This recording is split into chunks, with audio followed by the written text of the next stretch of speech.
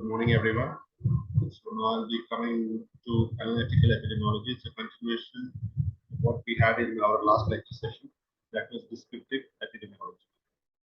As I told you before, the difference between descriptive epidemiology and analytical epidemiology is descriptive epidemiology basically formulates the hypothesis, and analytical hypothesis, it tests that particular hypothesis.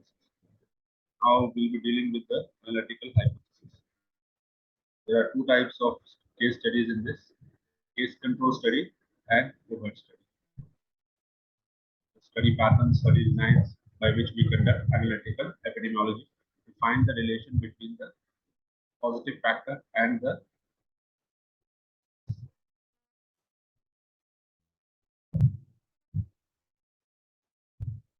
now what is epidemiological analytical epidemiology? It is the second major type of epidemiological study. Subject of interest is individual. So we conduct this particular study on the individual of a population. Our object is not to formulate as it was in descriptive epidemiology. We were formulating the hypothesis. But in this, we have the hypothesis and we have to test it. How we are going to test it? By our study designs of analytical epidemiology. And we test whether the association between the causative factor and the disease is what is there or not. And whatever hypothesis we have formulated, whether that hypothesis is accepted or rejected.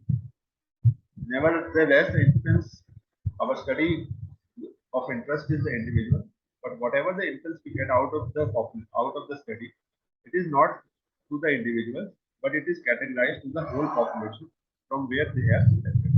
Whatever the results are, that won't suffice to that particular individual only. The results will be put on the population from which that particular individual has come from, so that we can correlate the disease and etiological factor. There are two types of analytical studies: the case control study and the cohort study. So again, I'll just briefly explain this slide. Analytical epidemiology, it's the second most important type of epidemiological studies. So it is a continuation, or it can be the continuation of the descriptive epidemiology. Whatever formulation of hypothesis we have done in descriptive epidemiology, we are going to further that, and we have to test that particular hypothesis in analytical epidemiology. Then the subject of interest here is individual.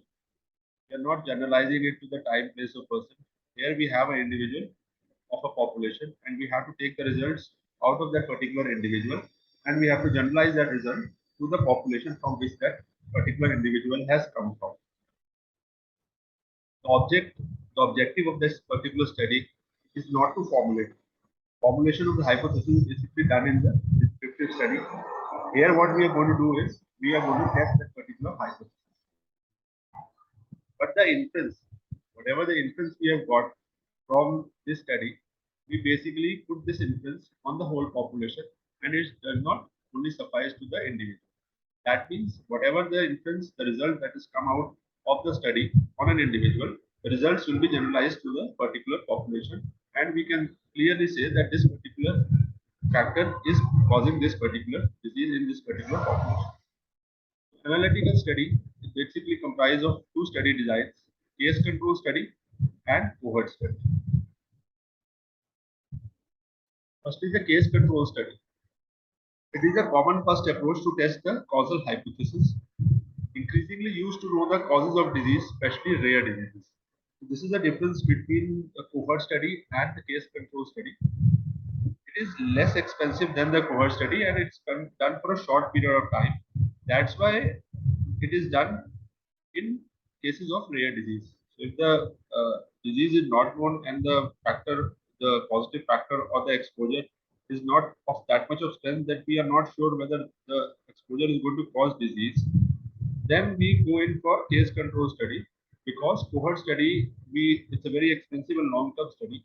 And if we go to conduct a rare disease on that particular design pattern, and if we don't get the desired results, then it will be waste of our money and the manpower and whatever the logistics we have put in, that will be waste of time. So that's why, especially in case of rare diseases, we will go in for case control studies. Now, what are the features of case control study? It is a retrospective study, so most important point, differentiating point between case control study and the cohort study is it's a retrospective study and cohort study is a prospective study. Now, what is retrospective study? Retrospective study is the outcome has already occurred and you have to go back in time to find out what is the relation between the exposure and the outcome, or what is the etiological factor which has caused this outcome. So both the exposure and the outcome. Exposure means exposure to the etiological factors has already occurred and outcome has also occurred before we start the study. Okay. Before we start the study, the outcome and the exposure both has occurred before the start of the study, and we have to proceed backwards to find the relation between the exposure and the disease. Study proceeds backwards from effect to cause. That's why it's called as a retrospective study. We go back in time, or by searching the records, or we go back in time to find out the relation between the positive factor and the disease. Uses a control or a comparison group to support an inference. So there are two groups classified in this. One is the study group or the case group, and other is a control or comparison group, which supports the our inference regarding the particular disease pattern. So briefly, I'll explain this slide again. It's a common first approach to test the causal hypothesis. The first approach which we do, if we want to test a hypothesis after we have formulated the hypothesis by our descriptive epidemiology. It is increasingly used to know the causes of disease, especially rare diseases. As I told you, it's a economical study pattern, and it is a faster study pattern, so we get the results much faster than the cohort study. That's why for rare diseases, we go in for case control study.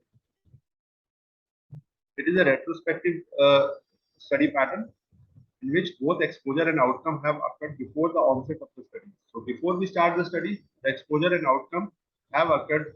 So we have to find out the relation between the causative factor and the disease. The study proceeds backward from effect to cause. So we know the cause and we proceed backwards to know the relation between the causative factor and how it has caused the effect or the disease. Understood? In this study pattern, what we do is we have two groups. We have a study group that is called as cases, and we have a comparison group to support our inference that this particular disease is caused by this particular etiological factor.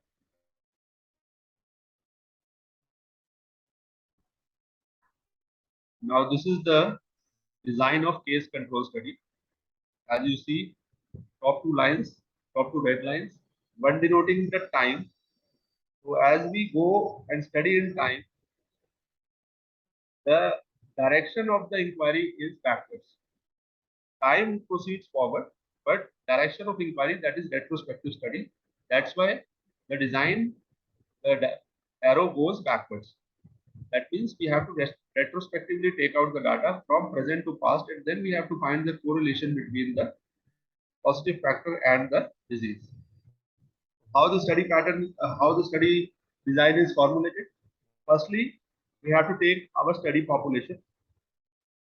Accordingly, if the population is small, we can take the whole population, or if the population is very large and it's impractical to take the whole population into the study group, then we further divide this population by doing sampling. Once we have taken the sample and we have got our population, the study population, now accordingly we will divide it into further two groups, that is cases and controls. So cases on which you have the disease which we are trying to find out, and controls will be free of that particular disease which is under study. Then cases are also exposed and unexposed, and controls are also exposed and unexposed. Briefly again I will explain. The first line shows the time. As the time passes, we retrospectively go and inquire about the study pattern. That's why it's called as a retrospective study pattern, which goes backwards from cause to effect. Goes from effect to cause, retrospectively from effect to cause. We take the population, either the whole population or the subpopulation, depending upon the size of the population. If the population size is large, we go for the sampling. and we select the population matching the characteristics of the population. Or if the population is small, we take the whole population 100%. Then we further divide uh, the population in cases and controls. Ideally, the ratio of cases to controls is 3:1. That means for every single case, there are 3 cases to substantiate the results or the inference of the study. Then cases and controls are further divided into 2 groups: the ones which are exposed to the factors under study and the disease under study, and the one which are not exposed. Same goes for control: the ones the group which is exposed and the group which is not exposed. Now, there are 4 basic steps to conduct the case control study. Firstly, the selection of cases and controls. How are we going to select the cases and controls? Then, to uh, to negate the bias of the confounding factors, we do matching. Then we measure the measurement of exposure, how much exposure is there on the population, both the study and both the cases and the controls. And after we have measured the exposure, then we come to the final conclusion, that is the analysis and interpretation of the our study. There are 4 basic steps: selection of cases and controls, the first and foremost step. Then we do matching. Then we measure the exposure, and then we analyze and interpret our results. A selection of cases and controls.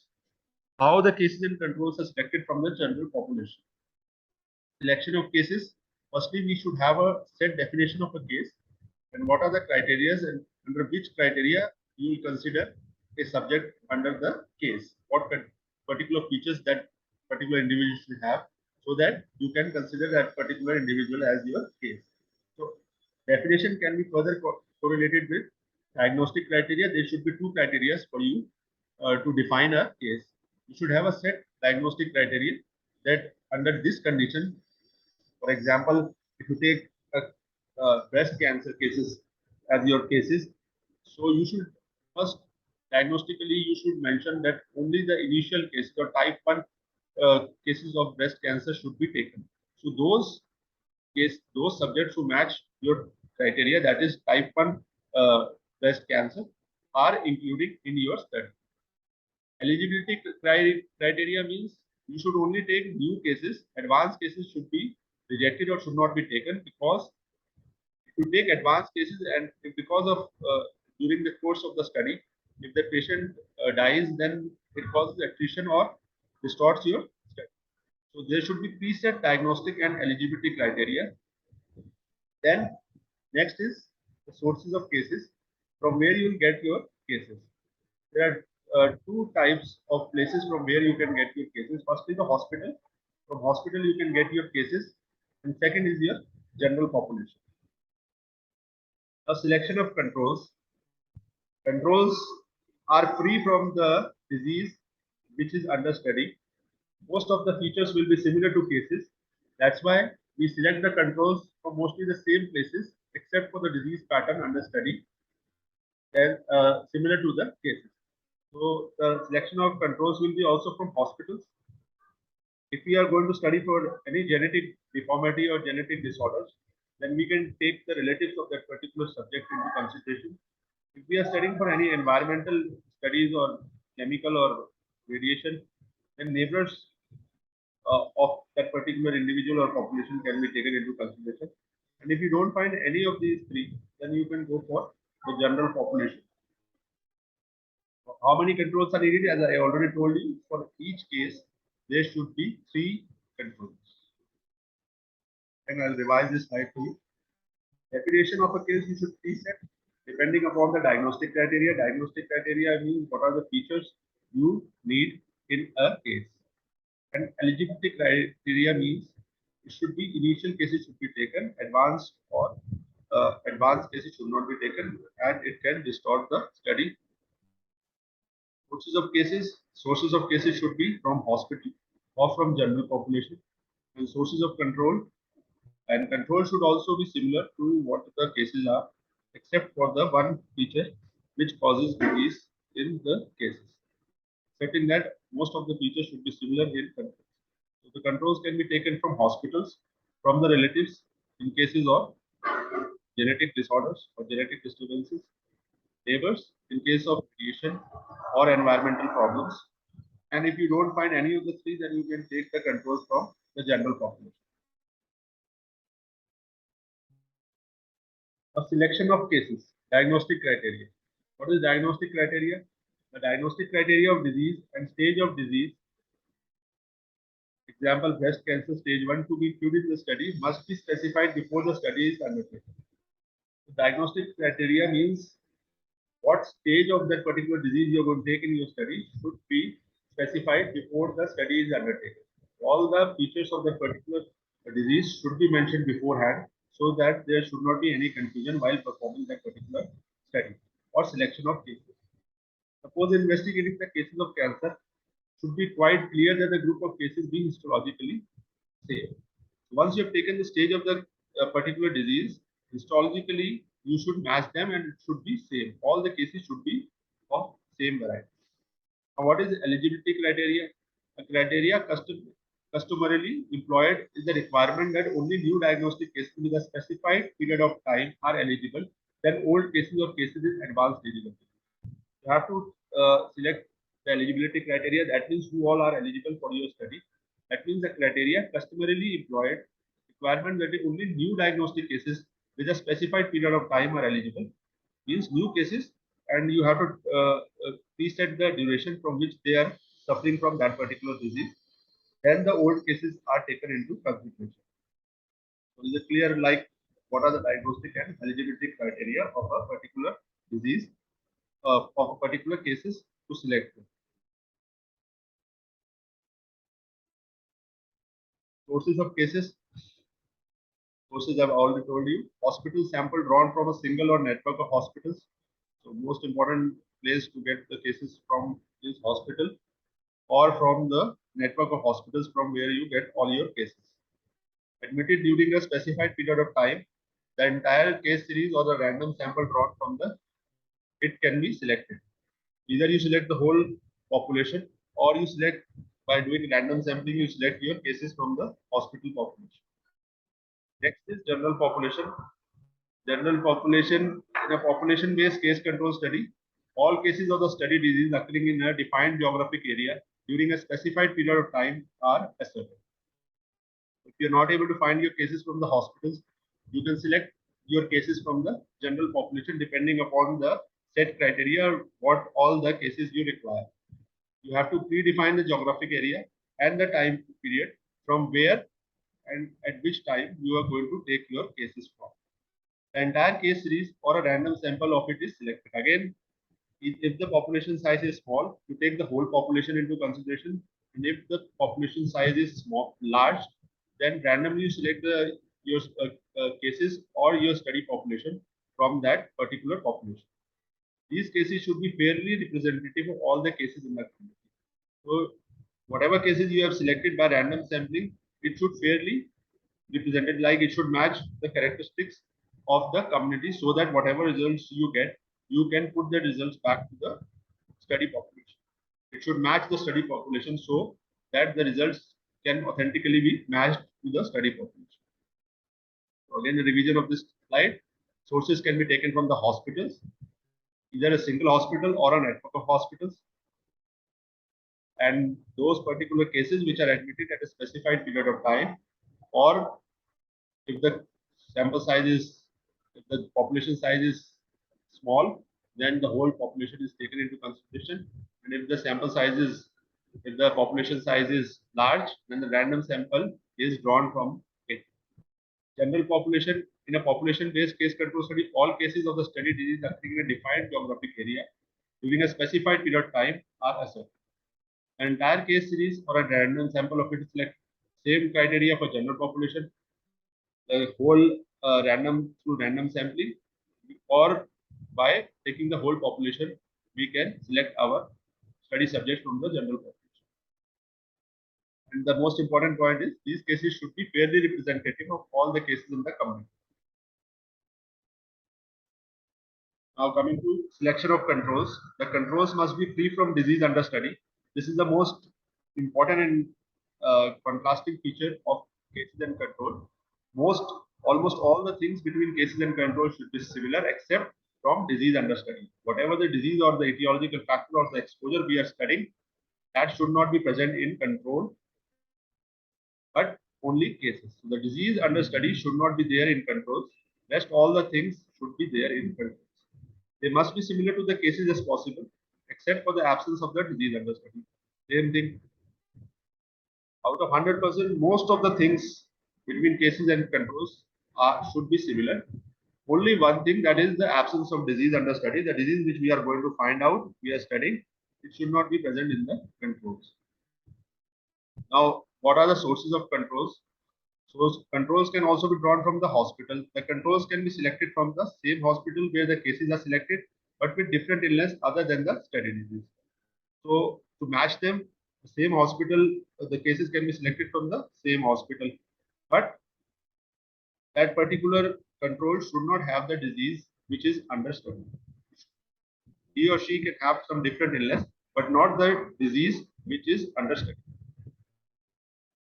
In genetical studies, if for genetic deformities, if we are going to correlate between the genetic factors and the disease, we can take the relatives also of the subjects under study to find out the genetic condition under study. Okay, this is how we select the controls. Controls must be free from the disease under study. They must be similar to the cases as possible, except for the absence of disease under study. Sources of control, hospital controls. The controls can be selected from the same hospital where the cases are selected, but with different illness other than the study disease. And in genetical disorder cases, relatives can also be selected for cases, but unsuitable where genetic conditions are under study.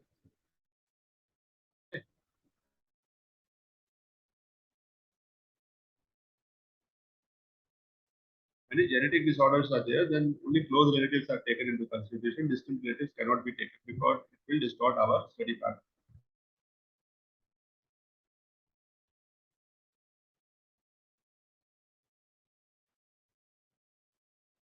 Neighborhood controls, where person living in the same locality, where they working in the same factory, studying in the same school.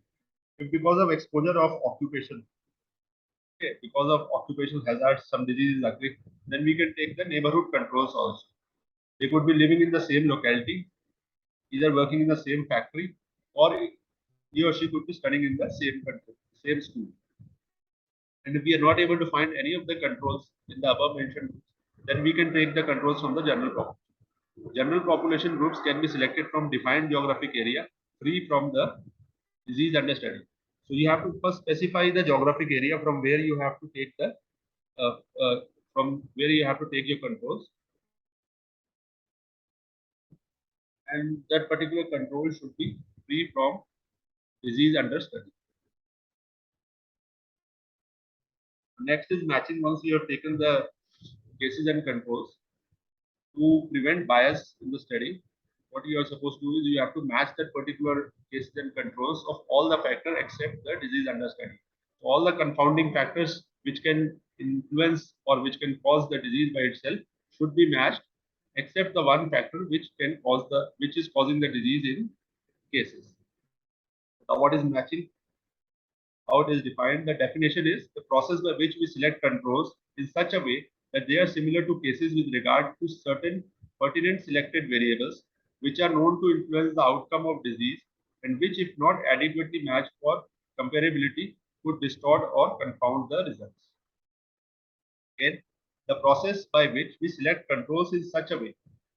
We select the control in such a way that they are similar to cases.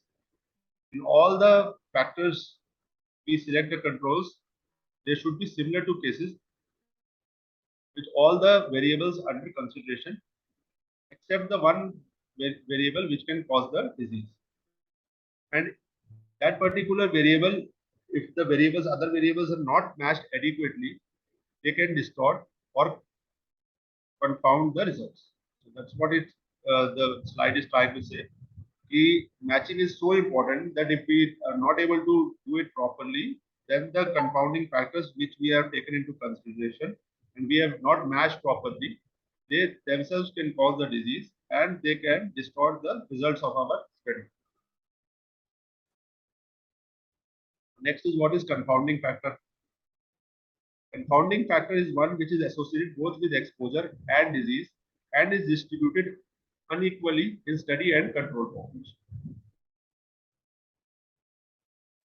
So confounding factor is the factor which is associated both with exposure and disease. That means it is associated with the exposure and the disease, and distribution of this confounding factor is not equal. It is randomly spread unequally or randomly spread in the study and the control groups. Although associated with exposure under investigation, it itself is a risk factor for the disease. Could be an associate factor to that particular main factor which is causing the disease, but on it itself, but if not taken into consideration and not matched properly, confounding factor can cause a disease. Itself is a risk factor and it can independently cause the particular disease. Example is the study the role of alcohol in the etiology of esophageal cancer. If we are studying the role of alcohol in the etiology of esophageal cancer, whether alcohol causes esophageal cancer or not, smoking is a confounding factor. We have to match both study and the control groups of smoking, because if we don't match smoking, it's a confounding factor and in itself can cause esophageal cancer. So if you want to test the role of alcohol, you have to match both the cases and the controls of smoking. Can I explain you confounding factor? One which is associated both with exposure and disease, associated with both exposure and disease and distributed unequally in study and control.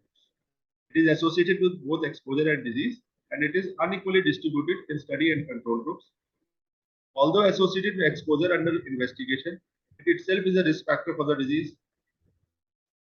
Could be the associate factor to the exposure, but on it itself, it has the capacity to cause the disease under study. That's why we do matching. An example I've already quoted that in esophageal cancer, alcohol, if we study the cause of alcohol in esophageal cancer, we have to match the confounding factor of smoking, because smoking in itself can cause esophageal cancer. Next is measurement of exposure. Define and set the criteria for exposure. You have to define the criteria under which you are going to take, or you have to expose the that particular exposure. You have to take that particular subject under your study. Information at exposure should be obtained in the same manner for both cases and controls. So whatever information you are taking on exposure, there should be one set criteria for that, and then you have to obtain the exposure of both cases and controls in the same manner. Now, how you will take the exposure rates? You can exposure can be measured by interviewing the study population, by sending them questionnaires for them to fill it up, by studying their past records, and by examination. Okay. So how you're going to measure the exposure? First, you define the criteria for exposure. Then information about exposure should be obtained in the same manner for cases and controls. There should not be differentiation on how you take the information regarding exposure from both cases and controls. Then exposure can be measured by interviews, questionnaires, by studying the past record and examination. So this is how you measure the exposure of the particular study subject. Then bias or systemic error should be avoided while measuring the exposure. So there should not be any systemic error or bias while you are measuring the exposure. Now, analysis of case control study. Analysis involves two steps. We are going to test two things or calculate two things in the case control study: exposure rate among cases and controls, and estimation of disease risk. How much of population is exposed to the particular risk factor in cases and controls that we are going to calculate, and then we estimate the disease risk associated with the exposure.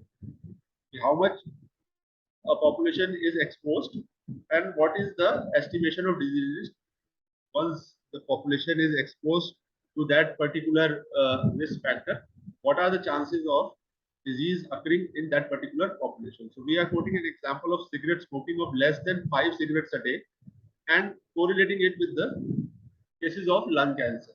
So this table shows smokers with less than 5 cigarettes a day and non-smokers, and they are further categorized under cases with lung cancer and controls without lung cancer. Okay, so lung cancer is there in cases. In this, smokers have 33 and non-smokers have 2 cases of lung cancer. And in controls, we don't have lung cancer, but 55 of them are exposed to cigarette smoking, and 27 of them are not exposed to cigarette smoking.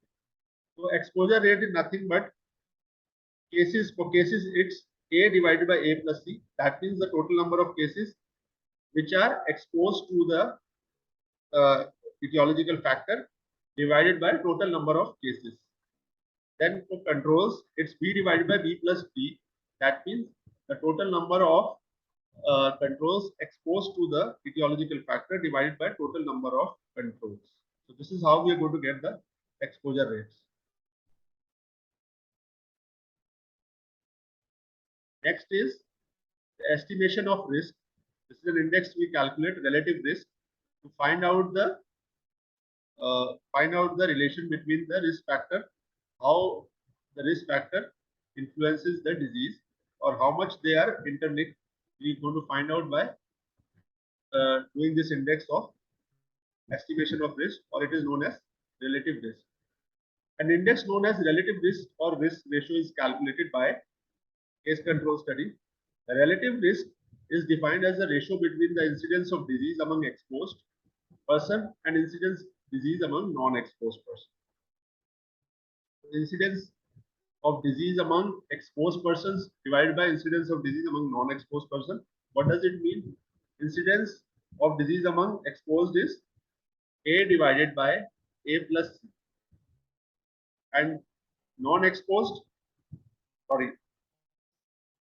exposure incidence among exposed is A divided by A plus B, and among non-exposed, that is non-smokers, it's C divided by C plus D. What we calculate is A divided by A plus B, it is 33 divided by 88 if we count from this example, and among non-exposed is 2 divided by 29. So that is how we calculate the risk or relative risk of that particular population. Next is bias in case control studies. What is bias? Bias due to confounding. Bias means there is some systemic error which is occurring in your study, and how you are going to correct that particular bias. First bias which occurs is because of confounding. That means you have not matched your confounding factors properly, and confounding factors itself can cause that particular disease and create bias in your study. Confounding is an important source of bias and can be removed by matching in case control studies. As I've already told you, confounding factors should be matched properly. Otherwise, it can distort the study results and it itself can cause the particular disease. Next is memory or recall bias. When the cases and controls are asked about their past history, it is more likely for the cases to recall the existence of certain events or factors than the controls who are healthy persons. Memory or recall bias, this generally occurs among the population of controls because the events are best remembered, and cases can remember their events because for that they are hospitalized or taken some drug to cure their problem. But controls, because they have not gone through any problem, for them to recall the history of last 10 to 15 years is very difficult. So if they don't answer your questions correctly and they are not able to recall the incidents correctly, it can cause bias in the study, and this bias is known as memory bias or recall bias. So two types of bias are discussed in this slide. Bias due to confounding. That means if you have not matched your confounding factors properly, a bias can occur in the study, and this bias can be removed by matching the cases and the controls. And memory bias due to recall, or it is also known as recall bias. This bias occurs mostly because of lack of memory or recall value of the incidents occurring in a control, because he or she is not subject to any medical treatment or incidents which he or she can clearly remember. Next is odds ratio, which we are going to calculate. Odds ratio is calculated by cases with risk factor into control without risk factor, and controls with risk factor into cases with without risk factor. Again, I'll tell you what is odds ratio. Chances of occurring of disease because of a causative factor is known as the odds ratio. It is calculated by the formula cases with risk factor into control without risk factor and control with risk factor into cases without risk factor. So how it is calculated? It is A into D divided by B into C. If you go for this formula, here we have taken the example of tobacco chewing, further divided into cases who develop oral cancer and controls with no oral cancer. So odds ratio here is A into D, that is 80 into 50 divided by 40 into 10. So it comes to 10:1, and it signifies that chewing chewing tobacco causes 10 times more. If the person is chewing tobacco, he is 10 times more prone to get oral cancer than the person who is not chewing tobacco. Again, I'll explain odds ratio. Odds ratio is the chances of getting that particular disease because of that particular risk factor. It is calculated by cases with risk factor into control without risk factor and control with risk factor into cases without risk factor. Example we have taken as the study of finding association of tobacco chewing and oral cancer. In this, risk factor is tobacco chewing, and the cases cases are considered those who develop oral cancer. By our formula of A into D divided by B into C, we have come to the conclusion 10:1. That means those who are chewing tobacco are 10 times more prone to get oral cancer than those who are not chewing tobacco. Next is selection bias. The cases and controls may not be representative samples of the cases and control of the general population. During the selection of the population study group, we make an error and we were not able to get the ideal representative of the general population. So there is a systemic error, and whatever the results we get, we can't generalize that particular result to the general population. There may be systematic difference between cases and control. So there will be difference as we have arbitrarily taken our cases and controls. The results which come of our study does not match with that of the general population. The cases and controls may not be representative. The features are not representative of the samples of the cases and control of the general population. And there may be systemic difference between the cases and control. The features of the cases and control is different from the general population. That's why this comes under selection bias. Next is interviewer bias. Bias may occur when the interviewer knows the hypothesis and also knows the cases. So beforehand, if the interviewer knows the result of the study, this can cause an interviewer bias. He knows the hypothesis or he knows who the cases are, and the questionnaire which is asked by the interviewer totally goes from one direction. It goes into one direction. That means he will go thoroughly interviewing the cases then controls because he already knows the results. The prior information may lead him to question the cases more thoroughly than the controls regarding a positive history of suspected causal factor. So, as I already told you, as the investigator knows what are his cases are, so the range of questions which he or she is supposed to ask will deviate from the normal path, and he'll more thoroughly evaluate the cases than controls regarding a positive history because he knows that these are the cases and he is trying to elicit a positive history from them. So he'll ask more thoroughly the cases than controls of the suspected causal factor. A useful check on the kind of bias is to note the length of time taken to interview the average case and control. You should prefix a time which interviewer should ask the question to the population so that you can reduce or eliminate the interviewer bias. This type of bias can be eliminated by double blinding. So by blinding studies also we can eliminate this type of bias. Interviewer bias may occur when the interviewer knows the hypothesis and also knows who the cases are. Okay, he knows the hypothesis and the cases. So what happens after that is the prior information lead him to question the cases more thoroughly. He questions the cases more thoroughly because he knows the hypothesis and he knows who the cases are and he can elicit a positive history from them. Then the controls regarding a positive history of suspected causal factor. Useful check on this kind of bias is to note the length of time taken to interview the average case and control. The only way to check is you just fix a preset time, how much time you should take to complete one interview in the case and control. And if the person is taking more time, then you can clearly determine that this is an interviewer bias. Can be eliminated by double blind. What is blinding? Blinding is to eliminate the bias.